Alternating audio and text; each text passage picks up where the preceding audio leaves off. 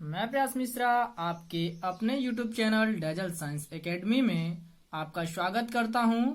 बहुत बहुत अभिनंदन करता हूं। आइए स्टार्ट करते हैं आज का अपना सेशन। कक्षा 10 के अभ्यास प्रश्न।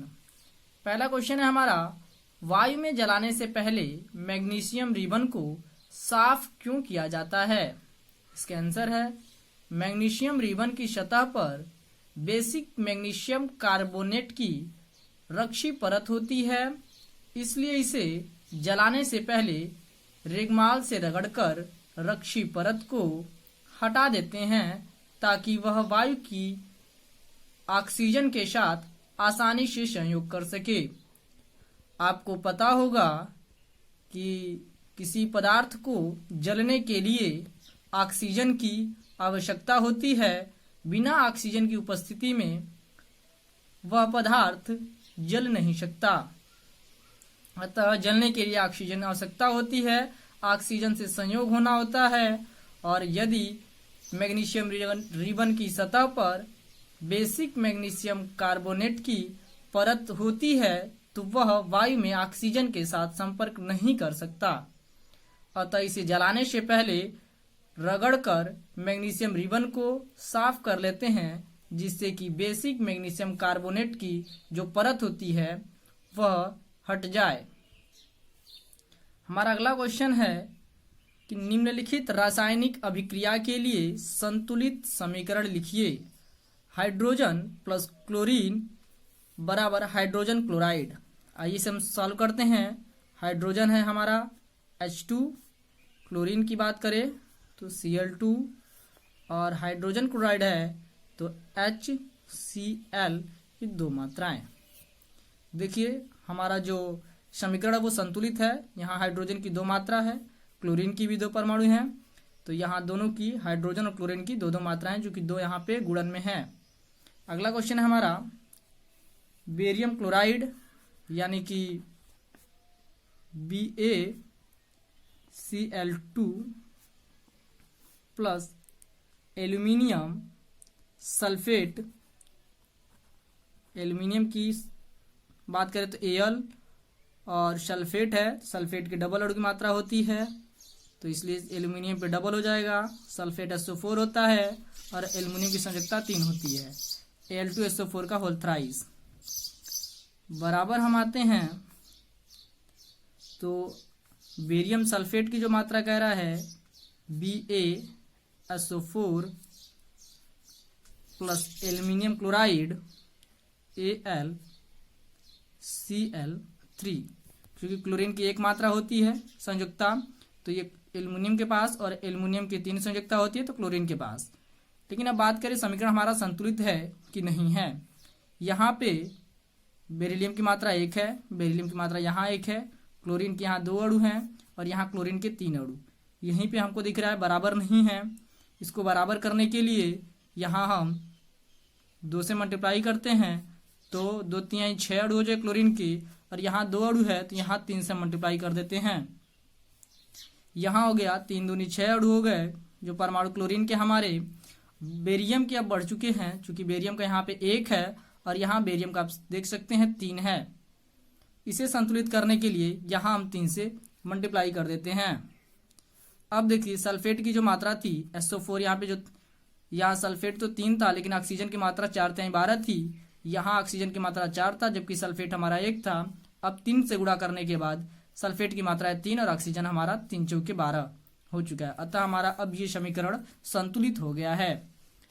बात करते हैं हम अगले क्वेश्चन की। अगला क्वेश्चन हमारा है, सोडियम प्लस जल equal to sodium hydroxide plus hydrogen. Sodium की बात करें तो Na, जल का आपको पता ही है H2O। सोडियम हाइड्रोक्साइड की बात करें तो NaOH प्लस हाइड्रोजन की बात करते हैं तो हाइड्रोजन हमारा H। अब हाइड्रोजन चूंकि निकल रहा है गैस के रूप में, यहाँ सोडियम की एक मात्रा, यहाँ सोडियम की एक मात्रा, ऑक्सीजन 1 है, ऑक्सीजन 1, हाइड्रोजन 1 है, हाइड्रोजन यहाँ पे 2, यहाँ 1, यहाँ 1, 2।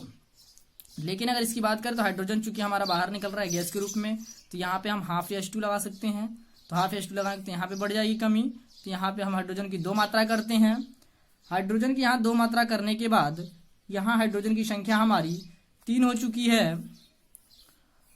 और अगर आप देखें तो हाइड्रोजन की यहाँ 2 ही मात्राएं हैं और यहाँ पे हमारी मात्राएं 3 हो चुकी हैं। तो यहाँ पे अगर हम 2 मात्राएं दे देते हैं तो हाइड्रोजन यहाँ पे 2 और यहाँ 2 4 हो चुका, लेकिन यहाँ पे 2 ही है। और यहाँ सोडियम भी 2 हो चुका है और ऑक्सीजन की भी मात्राएं में 2 की वृद्धि हो चुकी है। तो यहाँ पे 2 लगा सकते हैं हम, और 2 यहाँ लगने के बाद अभी सोडियम हमारा पूरी तरह से गणना में संतुलित नहीं हुआ है, तो यहाँ पे भी हम 2 से गुणा कर सकते हैं। अब हमारा समीकरण संतुलित हो चुका। सोडियम के पास देखें तो 2 परमाणु, हाइड्रोजन के पास 4 हो चुके हैं, ऑक्सीजन के पास यहाँ से 2 हो चुका है, यहाँ पे भी सोडियम के पास 2 हो चुका है, चूंकि यहाँ पे भी 2 है, बराबर है। हाइड्रोजन 4 है तो हाइड्रोजन 2 और 2 यहाँ है 4, ऑक्सीजन की मात्राएं 2 है तो यहाँ ऑक्सीजन की मात्रा 2 है। अतः हमारा समीकरण जो है वो संतुलित हो चुका। अब अगले क्वेश्चन पे आते हैं। अगला क्वेश्चन कहता है निम्नलिखित अभिक्रियाओं के लिए उनकी अवस्था के संकेतों के साथ संतुलित रासायनिक समीकरण लिखिए। पहला है जल में बेरियम क्लोराइड तथा सोडियम सल्फेट के विलयन अभिक्रिया करके सोडियम क्लोराइड का विलयन तथा अघुलनशील बेरियम सल्फेट का अवक्षेप बनाते हैं। बेरियम क्लोराइड की बात करें तो बेरियम क्लोराइड होता है BaCl2, और चूंकि कह रहा है ये विलयन है, यानी कि इसका जो मात्रक होगा ये एक्वस होगा Aq प्लस सोडियम सल्फेट की बात कर रहा है तो Na2SO4, और ये भी विलयन है तो ये भी एक्वस की बात करेंगे। अब हम आते हैं इसके आगे।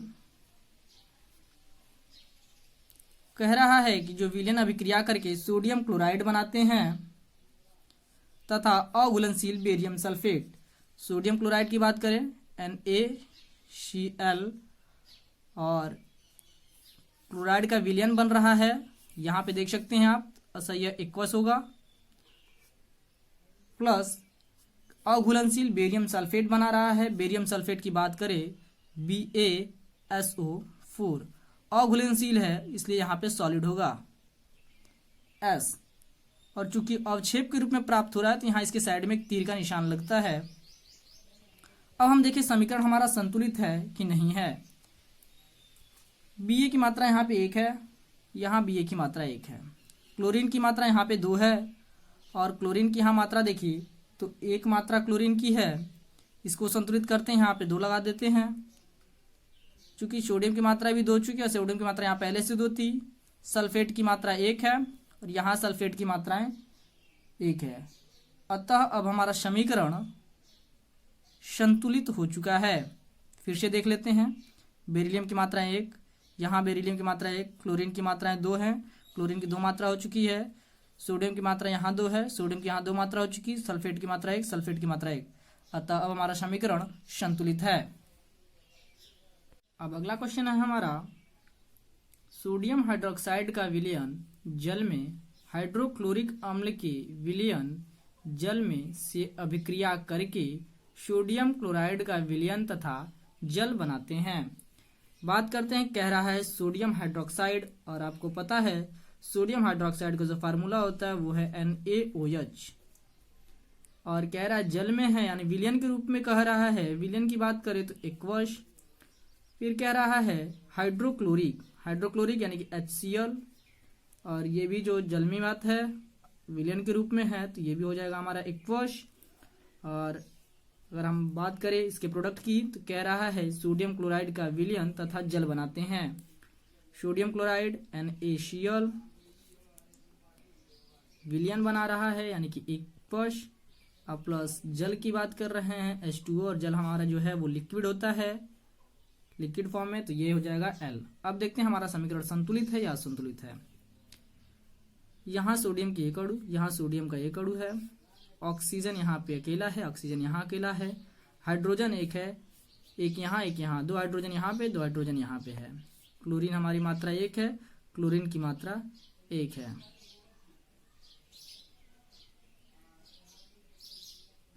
यानी कि दिया हुआ समीकरण जो हमारा है यह संतुलित है।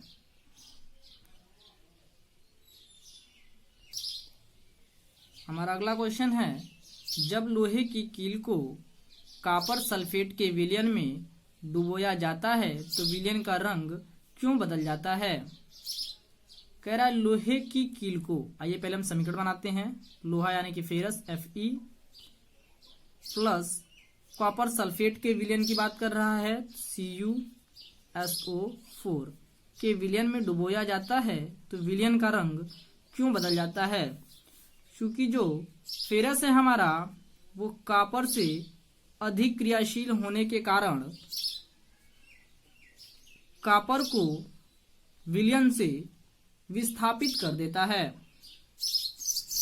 फेरस हमारा कॉपर से अधिक क्रियाशील होने के नाते विलयन से कॉपर को विस्थापित कर देता है तथा जो विलयन है वो अब कॉपर सल्फेट की बजाय फेरस सल्फेट का विलयन हो चुका, जिसके कारण उसका रंग हल्का हरा हो जाता है। जो कॉपर सल्फेट विलयन का रंग होता है वो नीला होता है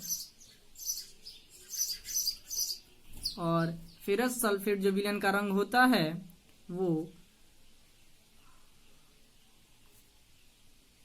हरा होता है, वो भी हल्का हरा होता है, हल्का हरा होता है।